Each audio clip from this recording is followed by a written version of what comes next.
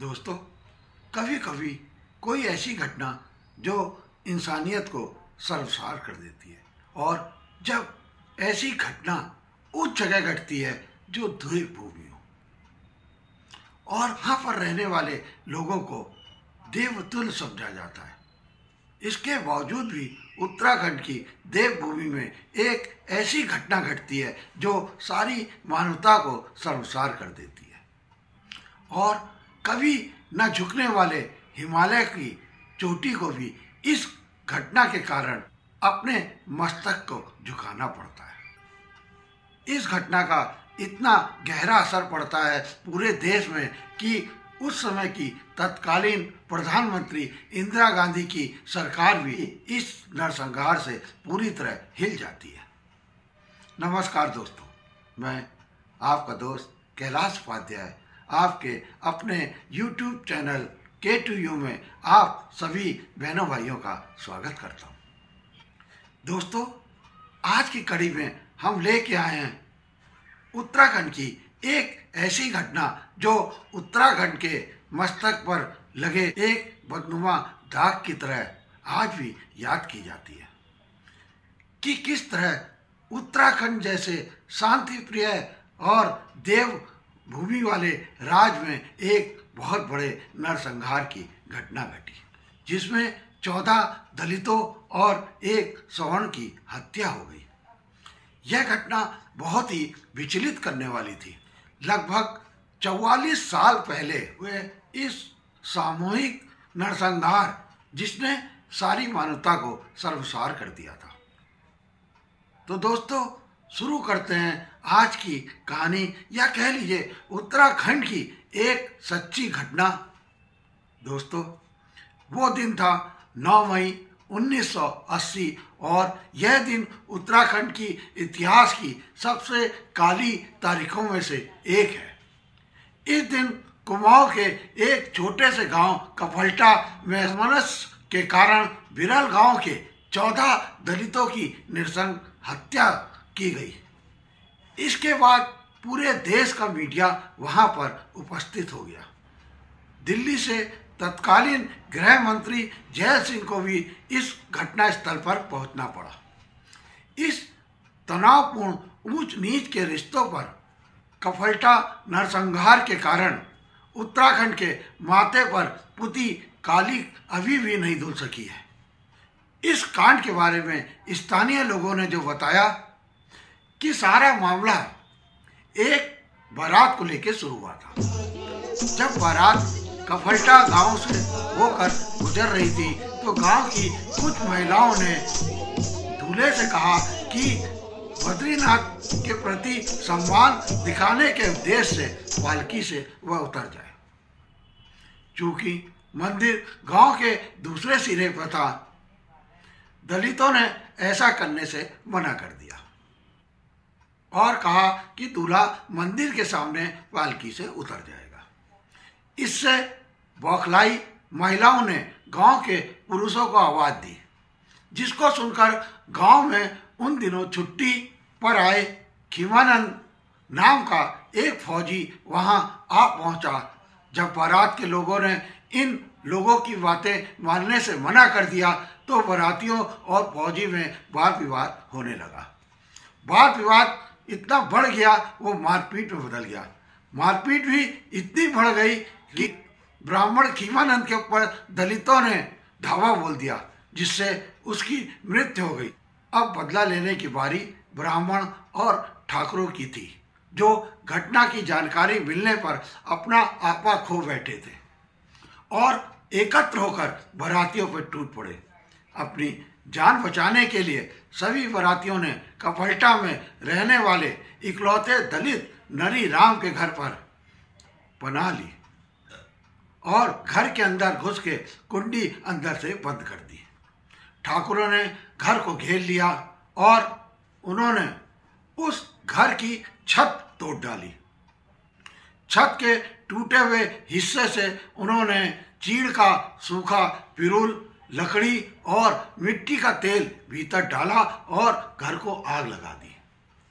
उन बारातियों में से 6 लोग भस्म हो गए और जो दलित खिड़कियों के रास्ते अपनी जान बचाने के लिए बाहर निकले, उनको भी खेतों में दौड़ाया गया और लाठी पत्थरों से उनकी हत्या कर दी गई। उस दिन कुल मिलाकर 14 दलित मार दिए गए।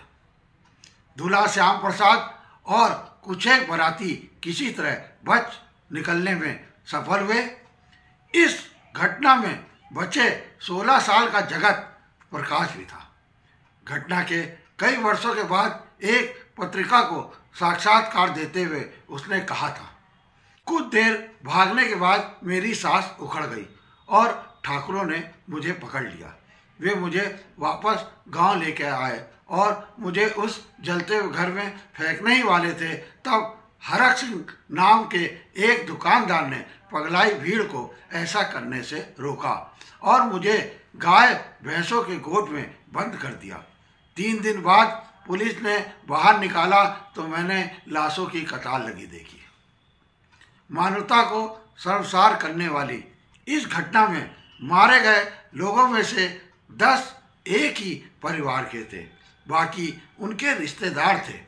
मृतकों में बनराम, बीरराम, गुसाई राम, मोहन राम, भैरव प्रसाद, सारी राम, मोहन राम, बची राम, माधव राम, राम किशन, झूस राम, प्रेम राम, राम प्रसाद, गोपाल राम आदि शामिल थे।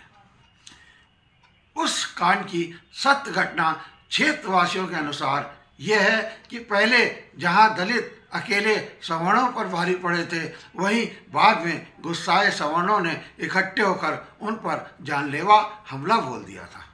उस समय के कुछ पुराने लोग यह भी बताते हैं कि इससे पहले चमकना में भी एक दलित विवाह में इसी विषय में बारातियों में कहा सुनी हो गई थी और दूल्हे को पालकी से उतरना पड़ा था और कुछ दूर पैदल चलना पड़ा था। इस बारात में बिरल गांव के भी कुछ दलित भाई शामिल थे।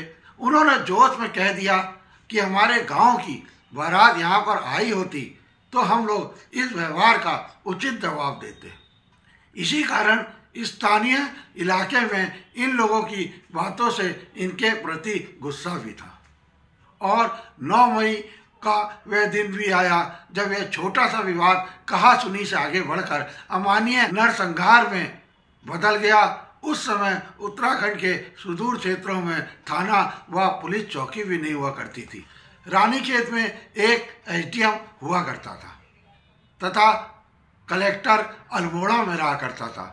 शायद उस समय उत्तर प्रदेश में राष्ट्रपति शासन लागू था, इस कारण प्रशासन काफी सतर्क था। सर क्षेत्र काफी सुदूर व आवागमन के लिए बड़ा ही मुश्किल क्षेत्र था। सूचना तंत्र भी उस समय इतना मजबूत नहीं था। वहां पर फोन आदि भी नहीं हुआ करते थे। इतना भयानक सामूहिक हत्याकांड हो गया था, लेकिन जिला प्रशासन और राज्य सरकार को इसकी भनक अगले दिन तक नहीं लगी थी। एक दलित जो किसी तरह बच के भागा था सीधे रामनगर पहुंचा, वहां से बस पकड़ी और दिल्ली पहुंचा। दिल्ली में पूरी घटना का विवरण केंद्र सरकार तक जैसे तैसे पहुंचाया गया। दिल्ली से अल्मोड़ा के जिलाधिकारी सुरजीत किशोर दास को फोन आया, सीधे इंदिरा गांधी के प्राइवेट सेक्रेटरी आर.के. धवन का। उन्होंने डीएम से पूछा, कफल्टा में ये सब कैसे हुआ, क्या हुआ, आपको पता है? उन्होंने एक साक्षात्कार में बताया, मुझे याद है तब शायद अगले दिन दोपहर के 4-5 बजे पीएमओ से धवन का फोन आया। तब वाकई मुझे इस हत्याकांड की जानकारी नहीं थी। मैंने तत्कालीन एसडीएम रानीखेत अजय जोशी को फोन किया और पूछा, क्या कोई ऐसा हत्याकांड हुआ है? जोशी ने कहा, हाँ, हमारे इलाके में एक ऐसा सामूहिक हत्याकांड हुआ है। इसके बाद दास साहब के अनुसार मैंने फिर एसडीएम से कहा कि आप क्यों नहीं गए वहाँ? उन्होंने कहा कि मैंने नायब तहसीलदार को पुलिस के साथ भेज दिया है।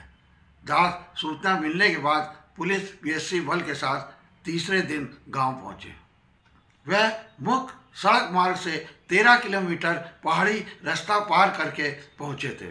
7-8 घंटे पैदल चलकर वे उस हत्याकांड के स्थान पर पहुंचे और वहां का हृदय विदारक दृश्य को वह भूल नहीं पाए। एक न्यूज़ वाले को बताते हुए उन्होंने कहा, सारे गांव में शव की संडास फैली हुई थी, चारों तरफ सभी शव पड़े थे। दिक्कत यह थी लाशों को ढोया कैसे जाए। सवर्णों ने शव को छूने के लिए भी राजी होने से मना कर दिया था। दलित गांव छोड़ के भाग गए थे। मेरे साथ अल्मोड़ा के डिप्टी एसपी, तब अल्मोड़ा में पुलिस चीफ एसपी नहीं होते थे। मैंने खुद ही लाशों को उठाने का फैसला किया। डिप्टी एसपी, अब उनका नाम उनको याद नहीं था, मुझे देख के आगे आए। हम लोगों को सब उठा के ले जाते देख फिर और लोगों ने भी हमारी मदद करी। इस तरह सबों को वहां से निकाला गया। इलाके के एसडीएम जोशी डीएम के पहुंचने के बाद घटना स्थल पर पहुंचे थे। इस हत्याकांड ने पीएमओ तक को हिला दिया था। ज्ञानी जैल सिंह तब केंद्रीय गृह मंत्री थे, वह और हरीश रावत भी कफल्टा पहुंचे।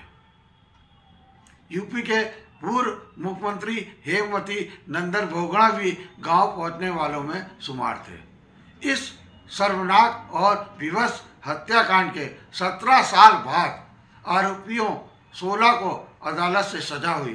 तब तक 3 आरोपियों की मौत हो चुकी थी। कुछ साल पहले तक 2 अन्य जीवित आरोपी जेल में थे। तो दोस्तों, यह थी उत्तराखंड के कफल्टा कांड की सच्ची घटना। इस घटना की खबर जब अखबार के द्वारा दूसरे दिन लखनऊ पहुंची तो मेरे पिताजी, क्योंकि हम लोग बगल में ही उस गांव कफल्टा के रहते थे, उन्होंने फ़ोन करके इस घटना की बारे में जानकारी ली। क्योंकि उस क्षेत्र के लोग अक्सर रामनगर ही खरीदारी करने के लिए आते थे। मेरे मौसी भी बिरल गांव के निवासी थे, उनके द्वारा भी इस घटना की मुझे काफ़ी जानकारी प्राप्त हुई इस वीडियो को बनाने के लिए। क्योंकि यह घटना मेरे गांव खुमार से कुछ ही दूरी पर स्थित कफल्टा में हुई थी। उस समय के अल्मोड़ा के डीएम एसके दास 1990 से 1992 तक मेरे विभाग में प्रबंध निदेशक के रूप में रहे।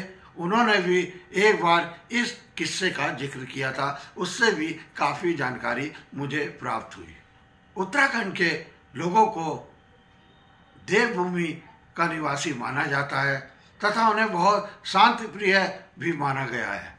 फिर भी इस तरह की नरसंहार की घटना उत्तराखंड के लोगों को लज्जित करती है और इस घटना की जितनी भी निंदा की जाए वह काफ़ी कम है।